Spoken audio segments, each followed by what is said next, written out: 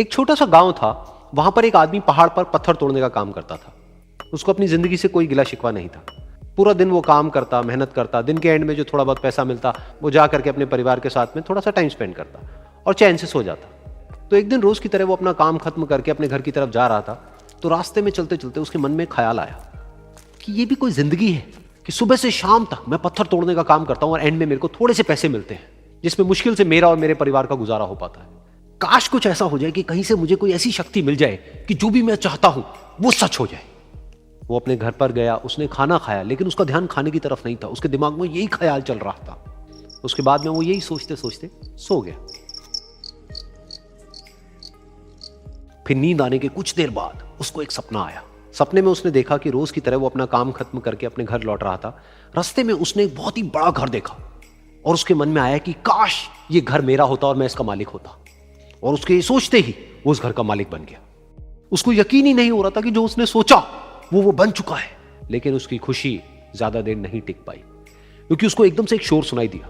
उसने अपने घर के बाहर देखा कि एक बहुत बड़ी रैली निकल रही है, जिसमें बीचों बीच एक पॉलिटिशियन है जो ऐसे ऐसे हाथ हिला रहा है।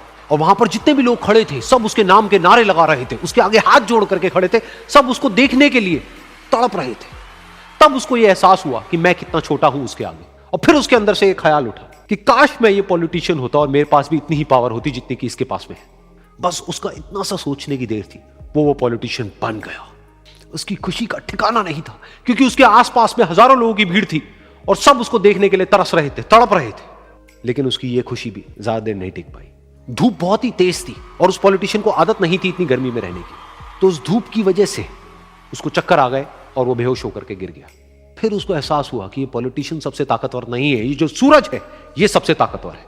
और उसके मन में आया कि काश मैं ये सूरज बन जाऊं तो मेरे आगे कोई नहीं टिक पाएगा। और उसका इतना सा सोचने की देर थी और वो सूरज बन गया। और वो खुशी से पागल हो गया, क्योंकि पूरी दुनिया को वो ही रोशन कर रहा था और पूरी दुनिया में ऐसा कोई नहीं था जो कि उसकी रोशनी को रोक सके।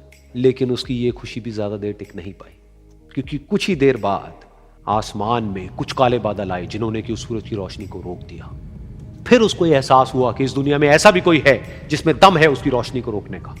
और उसके मन में एक ख्याल उठा कि काश मैं वो बादल बन जाऊं। और वो बादल बन गया और आसमान में उड़ने लगा। उसको ऐसा लगा कि मैं आसमान में उड़ रहा हूं और अब मैं जहां चाहे वहां जा सकता हूं। लेकिन कुछ देर बाद वहां पर एक बहुत तेज हवा का झोंका आया जो कि उन बादलों को उड़ा करके ले गया।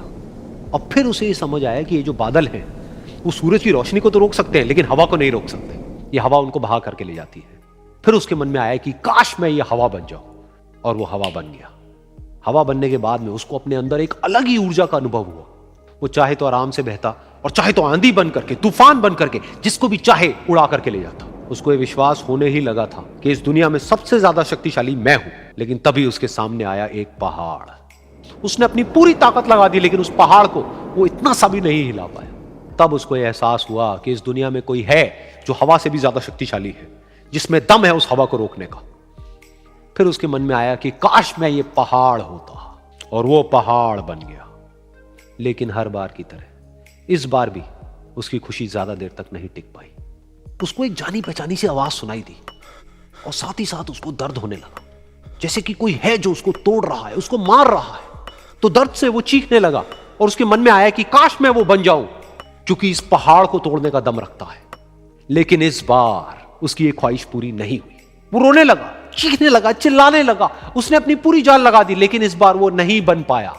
उसका दर्द बढ़ता ही चला जा रहा था और दर्द की वजह से एकदम से उसकी नींद खुली और सामने शीशा था। उसने शीशे में देखा और उसको समझ आया कि सपने में मैं वो क्यों नहीं बन पा रहा था जो मैं बनना चाहता था, क्योंकि असलियत में मैं वो ही हूं।